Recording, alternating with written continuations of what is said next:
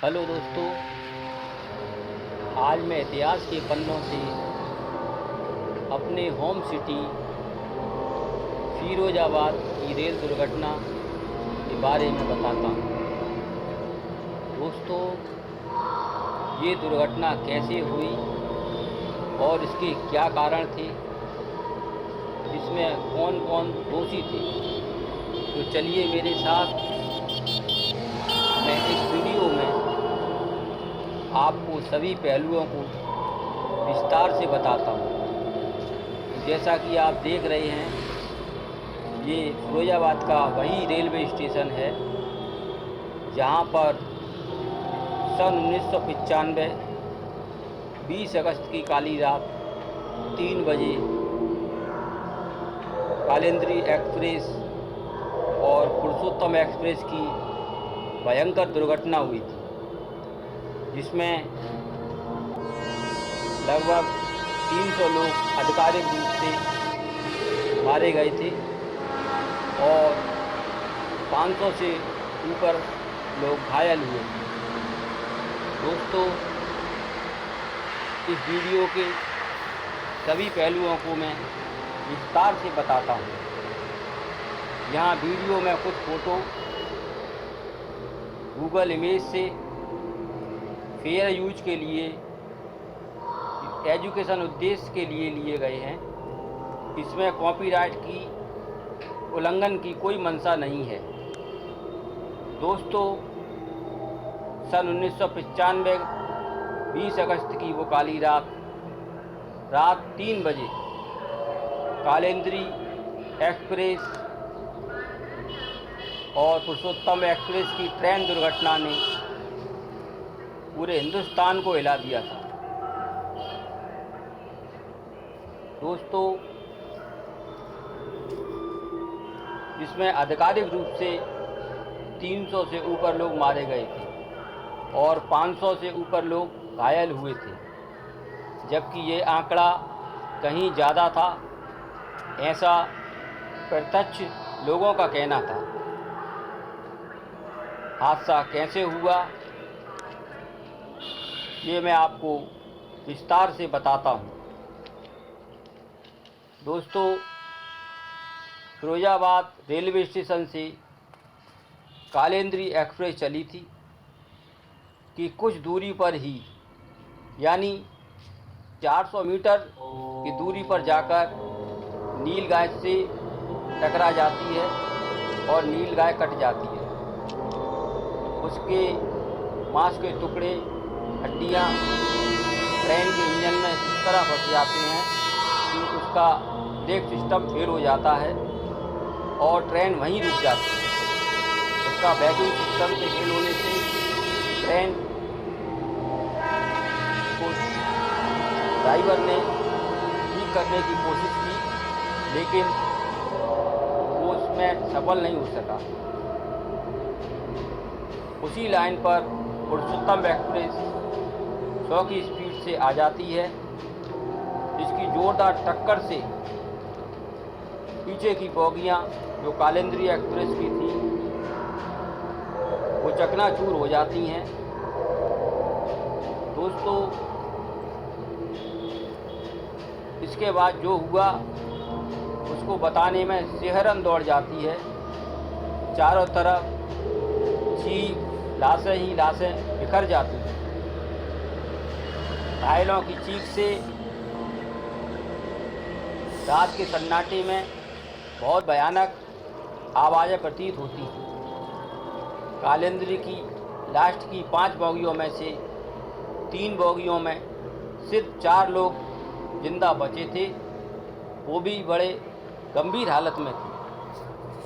दोस्तों, जैसा कि आप देख रहे हैं, ये वही रेलवे ट्रैक है जहाँ से होकर के कालिंदी एक्सप्रेस गुजरी थी और धीरे धीरे अपनी मंजिल को बढ़ रही थी।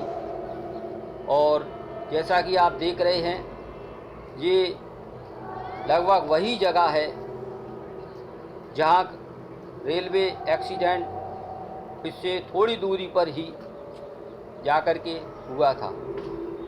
दोस्तों, इसी लाइन पर कालिंदी एक्सप्रेस आ जाती है। यहाँ मैं आपको काल्पनिक रूप से दिखाना चाहता हूँ किसी अन्य ट्रेन को। फॉर एग्जाम्पल कालिंदी एक्सप्रेस दर्शाया गया है। कालिंदी एक्सप्रेस अपनी रफ्तार से धीरे धीरे इस ट्रैक पर आ जाती है और दोस्तों यहाँ दिखाने का प्रयास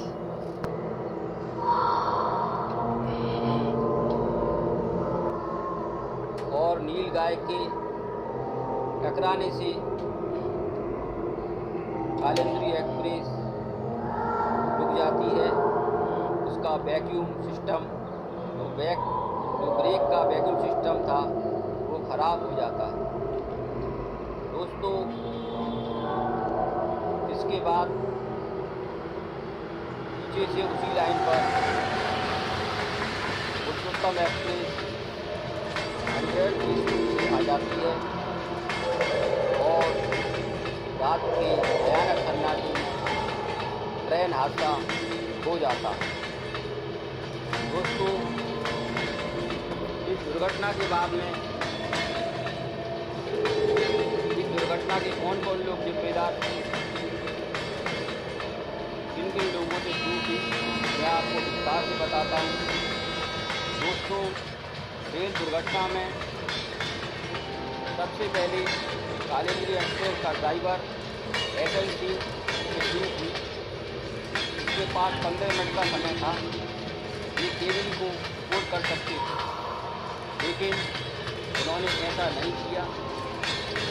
अगले स्टेशन टूडला कंट्रोल रूम को भी सूचित कर सकते थे, उन्होंने ऐसा नहीं किया। फिरोजाबाद रेलवे स्टेशन मास्टर को भी सूचित कर सकते थे, लेकिन उन्होंने ऐसा नहीं किया। दोस्तों यहाँ दूसरी लापरवाही स्विचमैन की थी। उस वक्त 54 साल के स्विचमैन गोरेलाल भी चूक के जिम्मेदार हैं। गोरेलाल पश्चिमी केबिन में तैनात थे। अगर वो चाहते तो खिड़की से झांक कर के भी देख सकते थे कि ट्रेन लाइन पर खड़ी हुई है। उसके साथ साथ दोस्तों केबिन के अंदर मौजूद लीवर पर लाल बत्ती जो इस बात का संकेत देती है कि ट्रेन खड़ी हुई है और वह एक बीप की आवाज़ भी सिग्नल देता है, उसको भी देख लेते तो ये दुर्घटना ना होती। उन्होंने ऐसा नहीं किया। दोस्तों इसके साथ साथ असिस्टेंट स्टेशन मास्टर की चूक।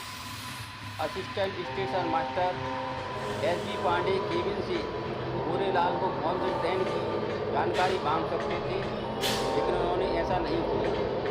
अगले स्टेशन ट्रेन गुजरने की जानकारी ले सकते थे, लेकिन उन्होंने ऐसा नहीं किया।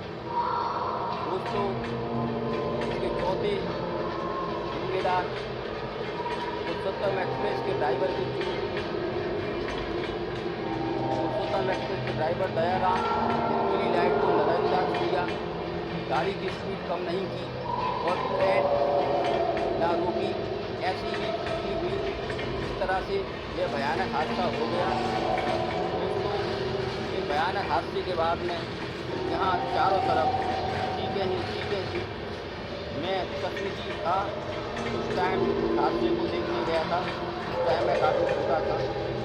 तो दोस्तों मैंने यहाँ चारों तरफ लोगों को लाशों के रूप में देखा था। चारों तरफ चीखें ही चीखें सुनाई दे रही और पुरुषोत्तम एक्सप्रेस का इंजन कालिंदी एक्सप्रेस की बोगियों पर चढ़ा हुआ था और बोगियों के अंदर लोग ट्रेन की बोगियों में दबे हुए। दोस्तों इस तरह से ट्रेन का हादसा हो जाता है और तमाम निर्दोष लोग मारे जाते हैं। यहाँ दोस्तों मेरा दिखाने का प्रयास मैंने यहाँ पुरुषोत्तम एक्सप्रेस और कालिंदी एक्सप्रेस को फॉर एग्जाम्पल ट्रेन के रूप में लिया है, आपको बताने की पूरी कोशिश की है। ये हादसा किस तरह हुआ। दोस्तों, मेरा प्रयास आपको कैसा लगा मुझे कमेंट में अवश्य बताना। और दोस्तों, ये हादसा बहुत ही भयानक था। इस भयानक हादसे की तस्वीरें जो मैंने आपको दिखाई हैं, ये गूगल इमेज से ली गई हैं, जिसका उद्देश्य फेयर यूज के लिए, एजुकेशन पर्पस के लिए किया गया है। हेलो दोस्तों मैं आपको दिखाता हूँ। धीरे धीरे मैं अपनी मंजिल की ओर आ गया हूँ। ये वही जगह है जहाँ 20 अगस्त सन 1995 को भयंकर रेल हादसा हुआ था। तो दोस्तों, इसी जगह को झरना नाला बोला जाता है और ये फिरोजाबाद से थोड़ा स्टेशन के पास ही है जगह, जहाँ कालिंदी एक्सप्रेस नीलगाय के कटने से खड़ी हो गई थी और पीछे से पुरुषोत्तम एक्सप्रेस ने उसमें ज़बरदस्त टक्कर मार दी थी। तो दोस्तों, आधिकारिक रूप से इसमें 300 से ऊपर लोगों की मृत्यु हुई थी और 500 से ऊपर घायल हुए थे। लेकिन दोस्तों, ये आंकड़ा इससे कहीं बहुत ही ज़्यादा था। तो ये जगह बड़ा ही उस टाइम बड़ा माहौल डर का था। माता जी देखो, मैं आपको बताता हूँ, उस टाइम जब यहाँ एक्सीडेंट हुआ था तो आपने देखा था? नहीं, मैं थी नहीं यहाँ पे, लेकिन हमारे घर वालों ने, परिवार ने, सबने एक दिन सब लोगों ने देखा था। अच्छा, तो फिर आदमी तो मारा गया। अच्छा, लगभग कितना आदमी मारा गया होगा? अच्छा, तो उसके बाद में जब दहशत का माहौल हो गया होगा।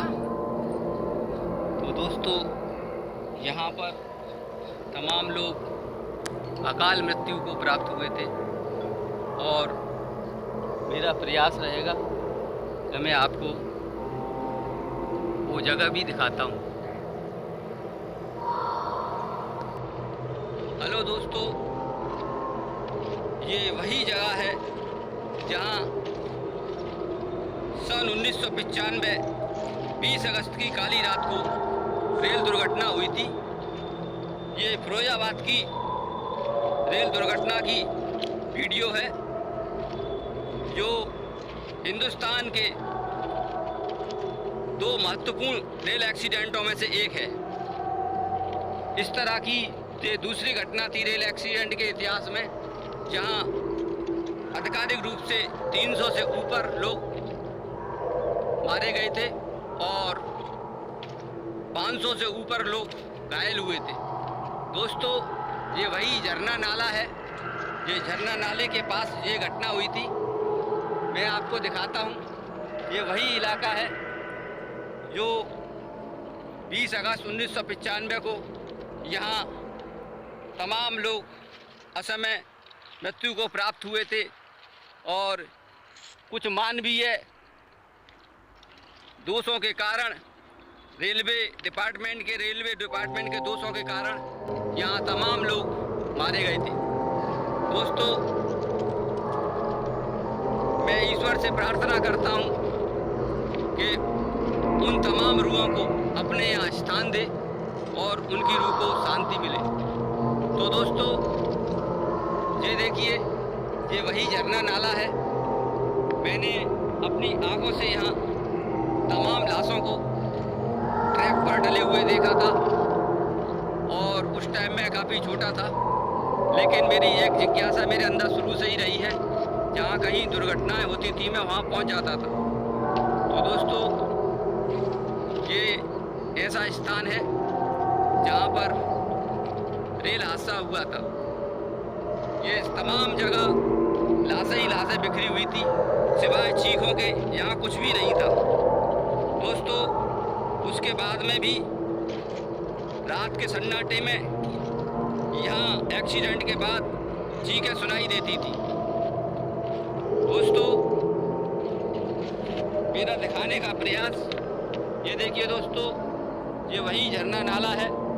ये झरना नाले के ऊपर ही रेल हादसा हुआ था। तो मेरा प्रयास आपको कैसा लगा मुझे कमेंट में बताना। मैं कोशिश करता हूँ भाई साहब से पूछने की।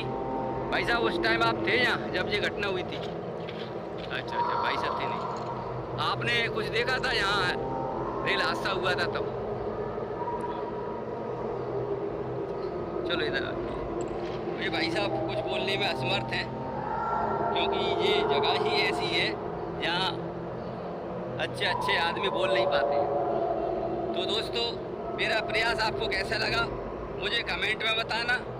अगर मेरी वीडियो आपको पसंद आई हो तो आपसे गुजारिश कि मेरे चैनल को लाइक एंड शेयर करना। तो मिलते हैं दोस्तों फिर एक नई जानकारी के साथ, रहस्यमयी जानकारी के साथ, इन्हीं शब्दों के साथ। जय हिंद।